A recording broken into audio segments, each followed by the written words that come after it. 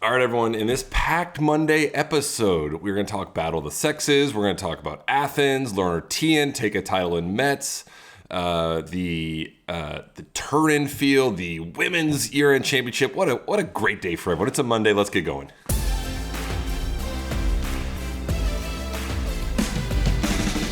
All right, we're back. I got Jack Sock, Steve Johnson, Charlie Fox, and the team at SIFT. No John Isner this morning. The big man is busy. He will be back on Friday. Let's start with this. This has been in the news lately. The Battle of the Sexes XO with Sabalenka and Kyrgios coming up in about a month in Dubai. Let me go, Jack. Your buddy Nick playing Sabalenka. Thoughts on the XO? And just I don't know all of it. I believe it's one serve only. I think Sabalenka's side of the court might be a little bit smaller. You excited to watch? I would probably assume I probably won't be watching much of it. Obviously, if I'm around and it's on, I'll tune in for sure just to see what it looks like. I don't know. I think always growing the sport, always doing new things, always adding, an XO or some element to the game of some event. I think is great. Seems like there's a lot of fans. People love tennis over in Dubai. So I'm sure the crowd will be great. I'm not sure about a smaller court, maybe on one side and one serve. I think that could be a little strange. Nick tends to have a mild effort in ATP events, so I'm not sure about this XO, how he's going to be. But I don't know. It'll be interesting for sure. Like I said, if I'm around, I'm definitely going to tune in just to check out the entertainment of it. But I don't really know what to think of it, to be honest. What about you? I think before I go to Stevie, I'm excited for it. My only issue is I don't trust Nick to try. I would love Nick I would love him to play a normal match, 2 out of 3 serves, normal court, and just Nick, try as hard as you can. Let's see what happens. There's 0 chance that happens with Nick. Yeah, he could never put himself in position to lose. He's gonna mess around. He's gonna win 4-4, and we're just right back to the drawing board. Stevie, your thoughts on it? Yeah, I think it's ridiculous, to be honest. If they're gonna play, just play all out. If not, I'm just saying, I think this whole thing is ridiculous. There's no need to do it. Just, we're going to get nowhere with this. If you're especially going to change serves, parameters, courts, the effort from Nick is always going to be a question mark, and that's it. I don't know. I'm not going to watch a second of it, to be honest. Yeah. All right. No, fair enough. That's what I think, too. If you're going to do Battle of the Sexes, the court has to be the same size on both court. It has to be just played normal tennis. You can't do, then... It doesn't make sense to, change rules. Yeah, or do winner take all, big chunks. So it's Nick, if you win, you get this. Irina, if you win, you get this. But ultimately, I think just Nick will mess around and probably still win in 2 close sets, and that is what it is. All right, I'm gonna watch it though, assuming I can find it on TV. All right, assuming we know how to find it. Novak Djokovic winning his home event in Athens. He wins it. Incredible final with Musetti. We start with Stevie. Novak wins it. It's his 101st title. He wins it. And the whole question the whole time, is Novak going to play the year-end finals? Is he not? If Musetti wins this event, he is into the year-end finals, jumping Felix. Ultimately, Novak wins it. And then, right after the match says, hey, Lorenzo, I'm not playing the year-end. You're in. Congrats. Number one, how amazing was the final? It was great. And 2, do you think Novak knew that he wasn't playing Turin prior to the tournament or the final? Or do you think he did make the decision last minute after the actual match? No, I mean, the tournament itself was awesome. I mean, the theater in Athens was incredible. Just knowing what's at stake, especially for Musetti, who hasn't had the greatest maybe, U.S. summer, second half of the year after his amazing clay court season. But to get himself into a final with a chance to earn his way in with a win, with a title over Novak was incredible. The match was amazing. There was a lot of passion out there. Novak, this meant a lot to Novak. And I don't think he knew that he wasn't going to play prior to the week. Maybe as the week went on, you can kind of feel in his matches, he was getting a little, anxious, not anxious, but had some strapping on the shoulder, seemed like just getting a little tired at the end. And I'm sure if he doesn't feel 100%, he's not going.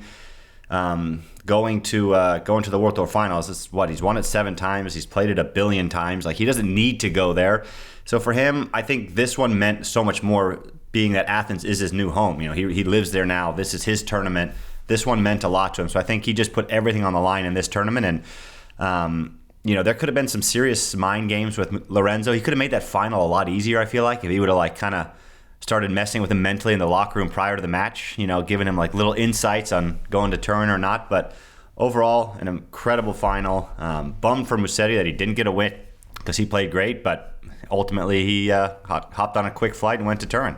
Do you think, Jack, that it's a issue for the tour that Novak doesn't play the year-end finals and then wins this tournament, and then tells Musetti last minute? So Musetti could have been there the week before and all the photos and whatnot along with Felix. Or is it just look, every player, you do what you want, and the tour, if you want to make things different, you got to change it. Does Novak I guess my question is, does Novak have a responsibility to the tour and the other players to make this decision before the event? Or he's an independent guy, do what you want?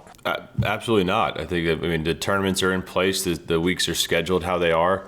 I think if they want to see a different outcome for that, or a different, if they want to see a different product for the year-end finals, they probably shouldn't have a tournament the week before that guys can still qualify for. Guys are still battling for those points. You could still get injured for if you're already in the finals and you happen to be playing that week, whatever the case may be. So, no, I don't think, no fault to Novak, no fault to anybody in that position. He wanted to play that tournament. Like you said, he owns the tournament. He lives there. Did he know prior to the event he wasn't going? Probably. But he's out there playing a normal week. It's scheduled on the tour. And no, I think there's definitely no fault to him for how that all played out. Yeah, no, I mean, it's no big deal. I don't think. I mean, Novak could do whatever he wants, but I feel like it is a little bit of a bummer for Lorenzo because, first finals he makes, and he's in none of the photos, none of the pre-week stuff. It's kind of a bummer. Yeah, he's playing Fritz right now while we're recording, just getting rocked. I think. Yeah, 5-2 last time I looked. It's brutal that he had to get there and was in none of the pre stuff. But yeah, next year they've changed that rule so it ends in Paris. But he tried to do it the hard way, qualify, and came up a little short, but ultimately gets in. Yeah, thank God that next year they change it. And in Paris, have a week off, so if you do make the finals, you get to enjoy Jack, you were there, the lead up, the photos, all the stuff. There's so many great things about the event, and Musetti basically gets there on Sunday night, play Monday. You get to do none of the cool stuff. Yeah. Especially the chaos and everything for a long year on tour, enjoy 4 or 5 days of where they pamper you, they treat you, and you get to enjoy the fruits of your labor and working hard all year. So I get that part of it, but I feel like that's the only week that you're this is a fun practice week. Yeah. Yeah. One more thing about Novak before we move on. That was his 101st title. Fed has 103 titles. I think he wants to pass Federer for most titles, or just pass Federer. I kind of am starting to think that Novak wants that record, at least to jump Roger, because everyone taught Roger, Rafa, Novak. It's the ongoing debate. It's just one more pillar that Novak can get if he knocks or if he jumps ahead of Roger at 103. That's Novak's got him on that check mark too. You guys agree with that a little bit, or do you think it's not on his mind? I mean, it just depends on what schedule he wants to play. He could easily pass him, I think. If he wants to go play 250s. Oh, but the question is, do you think that's something that he cares about? No, I don't think so.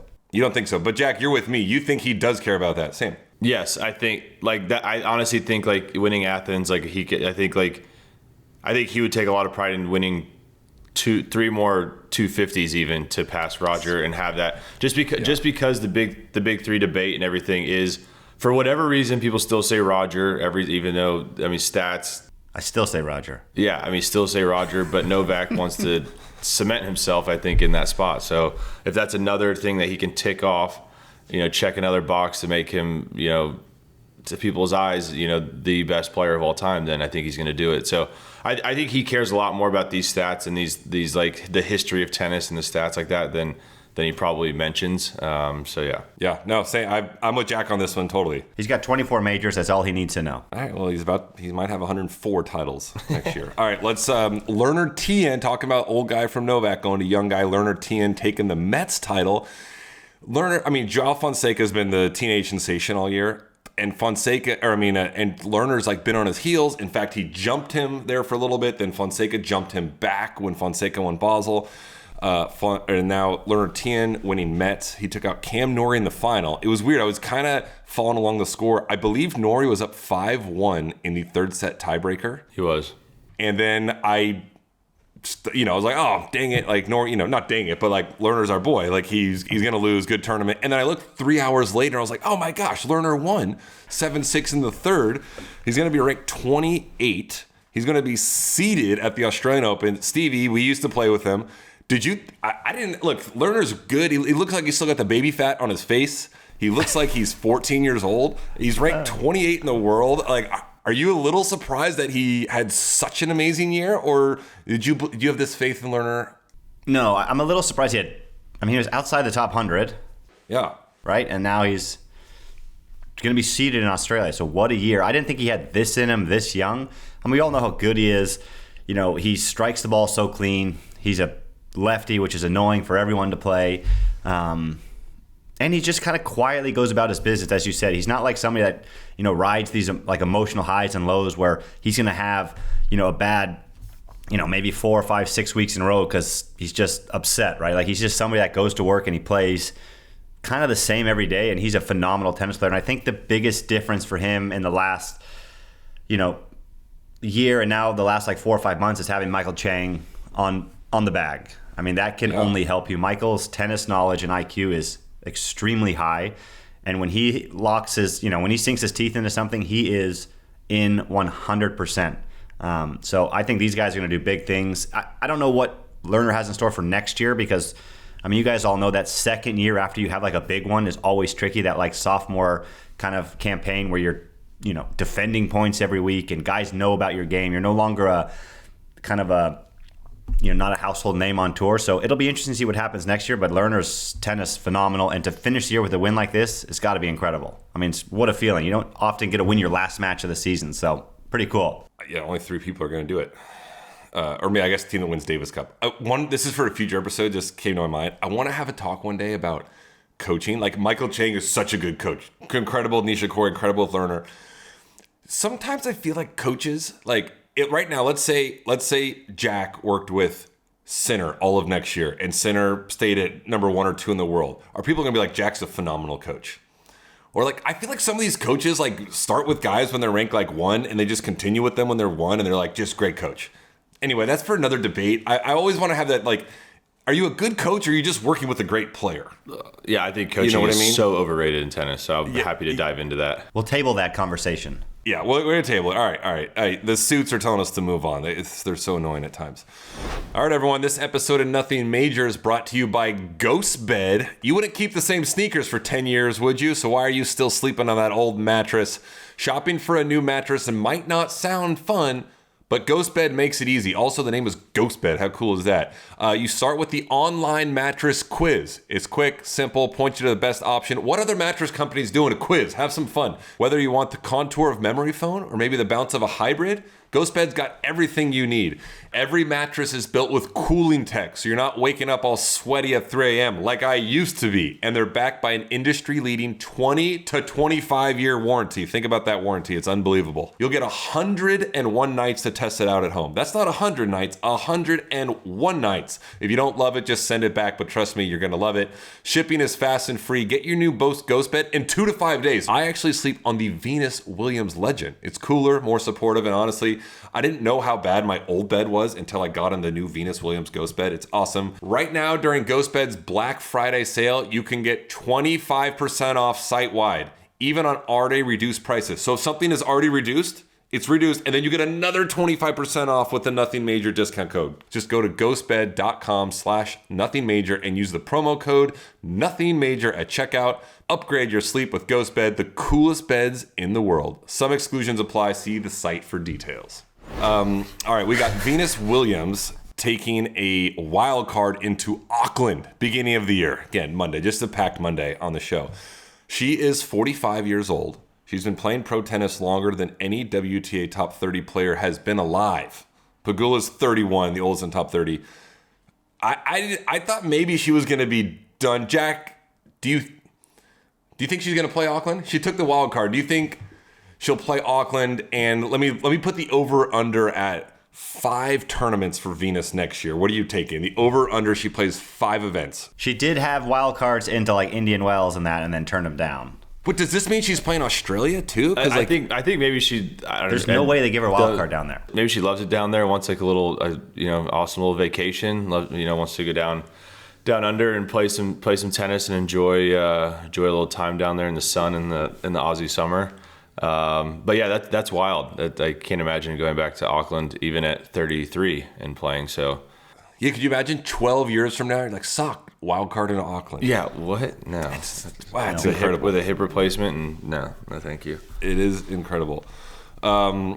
Breaking news: my wife just texted me and said Sebastian Korda got engaged. Oh, we're gonna someone verify that as we keep going. All right, let's go to the ATP Finals now. Well, she's like our little ticker, breaking news ticker. At the bottom. We need a breaking ticker on the bottom. Blow his spot up today. Wow. All right, here we go. ATP Finals just started yesterday. We got the Jimmy Connors group with Alcaraz, Fritz, De Minaur, and Musetti. We got the Bjorn Borg group with Sinner, Zverev, Shelton, and Felix. As we know, yesterday, Alcaraz took out De Minaur and Zverev took out Shelton. I'm going to start with the Shelton-Zverev match. Stevie, it was a doozy. 2 tight sets. Shelton serving 6-3 in the second set tiebreaker. Loses both those points on his serve, then goes on to lose the match. Shelton hasn't been Shelton since he's come back from that shoulder injury at the U.S. Open, but he did look pretty good, even though he lost that match. Which group do you find tougher, Stevie? That Jimmy Connors group with Alcaraz or the Bjorn Borg group led by Sinner? Because there's one group that I feel like is obviously the tougher group. Yeah, I think the Borg group is tougher just based on firepower and resume. But this is kind of one of those things where, like, for Sasha, it's a good matchup for him. Like, I mean, we're obviously splitting hairs here, but I mean, Shelton has got so much firepower on the serve. Yeah. But Sasha's got a great return. If he can withstand a ball or 2 on the serve, like once they start getting into these rallies, I just don't know where Ben consistently can beat him from the ground in that format.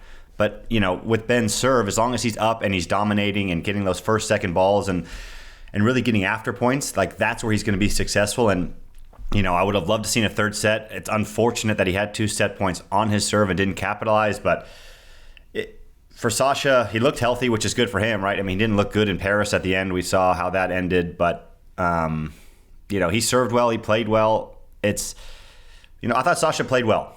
His game when he plays well can beat 99% of the guys on tour, right? Like I believe that. I think almost everybody else believes that as well, but for him, he's going to have to up his game to beat the guys that he needs to beat. So I like him to obviously get out of his pool.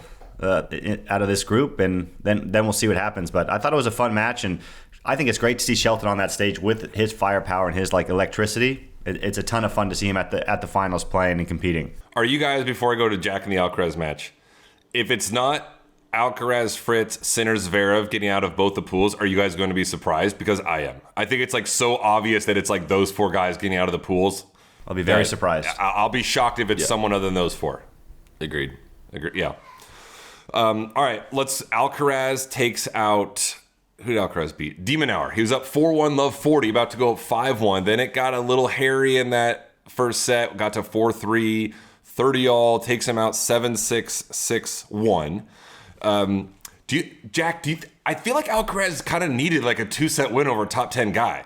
Pulled out of Shanghai and then took Stevie. He needed it? Look. Sorry. Kind of.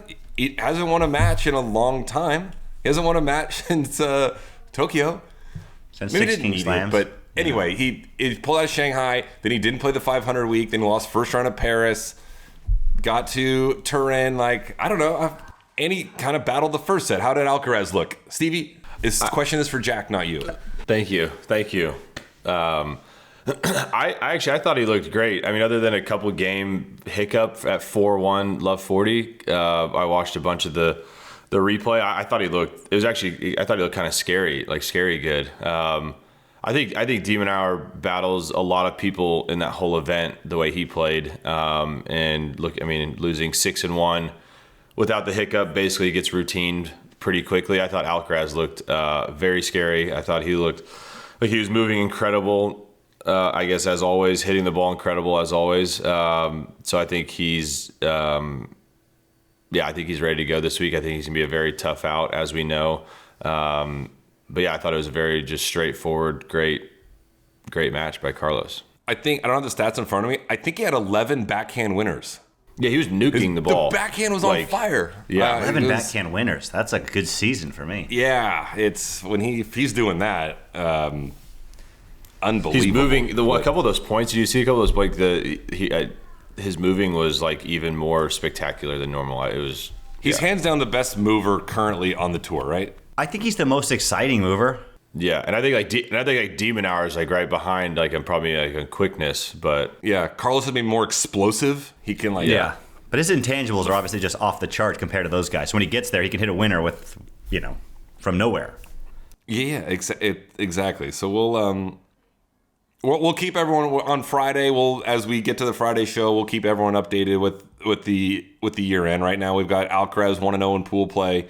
Zverev 1-0 in pool play. Matches going on throughout the week, so we'll be back to talk about that on Friday. Race to number 1, Carlos and Jannik. We hit on this the other day.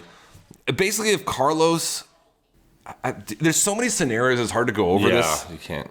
If he wins all 3 his matches in round robin play, it's done. He's got enough. He's points. done. Which at this point, I mean, he's got to beat Musetti, which he's going to be a heavy favorite, and Fritz, which he'll be a favorite. But then also, if he doesn't do that, Jannik has to win everything, right? He's got to win the ATP Finals undefeated, and Alcaraz loses. So instead of going over the 9 different scenarios, just if Alcaraz gets out of pool play, he's ending the year number 1. Let's stick to that. If that doesn't happen, we'll regroup on Friday and go over some scenarios. We'll get you a big board, Kornacki, and you'll break it down for us on Friday's show. You got to give Carlos the 95% chance to end the year number 1 at the moment. I mean, I think it's maybe just getting higher and maybe higher more with every day that passes. Yeah. Let's talk about this WTA Finals. Rybakina $5 million. had a semifinal in Tokyo the week before just to get in, and then rolls the table, takes home $5.23 million. Along the way, she took out Sabalenka, then Pegula, then Alexandrova, then Swiatek, then... Sorry, I read that backwards. She took out Anamasova. Got it right. Then Swiatek, then Alexandrova, and then Pegula in the semis and Sabalenka in the finals. Over 500 aces this year. First female player to do that since 2016.